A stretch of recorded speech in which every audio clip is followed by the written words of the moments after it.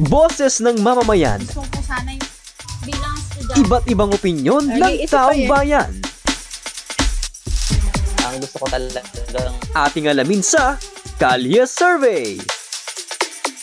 Hindi po ako sang-ayon na makialam ng biyanan sa away ng mag-asawa. Kasi kung halimbawa mag-asawa, kaya naman solusyonan yung problema, bakit kailangan pa makialam ng biyanan? Doon na kasi nagiging sulsol. Pagka yung kahit mali yung ginawa ng anak, ginagatungan. Kaya lumalala lang, hindi sa maayos pa. Depende naman po sa sitwasyon. Kung hindi naman po nagkakasakitan at napag-uusapan naman po ng maayos ng mag-asawa, bakit kailangan makialam ng magulang o ng isang biyenan? Pero pag nagkasakitan na po, pwede na po may makialam. Dahil po, syempre po, iba na pong usapan yan.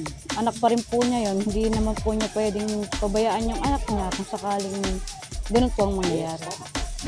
Kung nagkakasakitan na, pwede makialam yung mga biyana, yung mga magulang. At hindi naman tama yung gano'n na pan. Kung maaari nga, buhay na ng mag-asawa yun, dapat sila lumutas sa mga problema nila. Bago mag-asawa dyan, dapat nagkakaintindihan kayo. Mga konting bagay na huwag kayo nagsasakita, nagkasasama ng loob. Bigayan lang.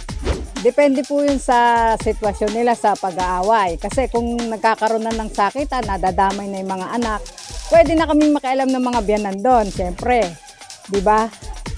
Priority nilang dalawa yung sarili nila, pamilya nila. So kung hanggat maayos nila ng usapan, ayusin na hanggat maaga. Kumbaga, give and take. Kailangan na, kung nagkakaroon na ng sakitan, nadadamay na yung mga bata.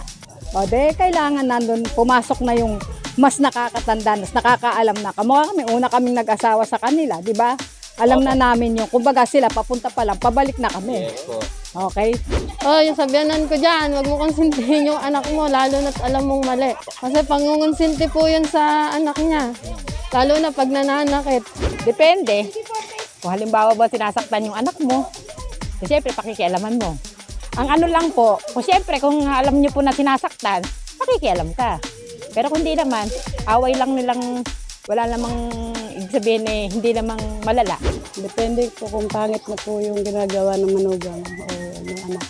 Hanggat maaari po sana pagsabihan na lang po, gabayan ng mga anak na yung mag-asawa na po. Depende lang din po yun. Kung magbibigay lang naman ng payo, okay lang po. Kung nakikialam naman, hindi po tama. Kasi po ako, sa totoo lang, wala naman akong problema. Both side, okay naman po kami.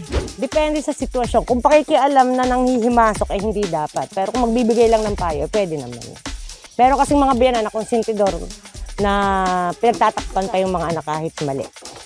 Boses ng mamamayan. Gusto ko sana yung bilang estudyante. Iba't ibang opinyon ng taong bayan. ang gusto ko talagang Ating alamin sa Kalye Survey.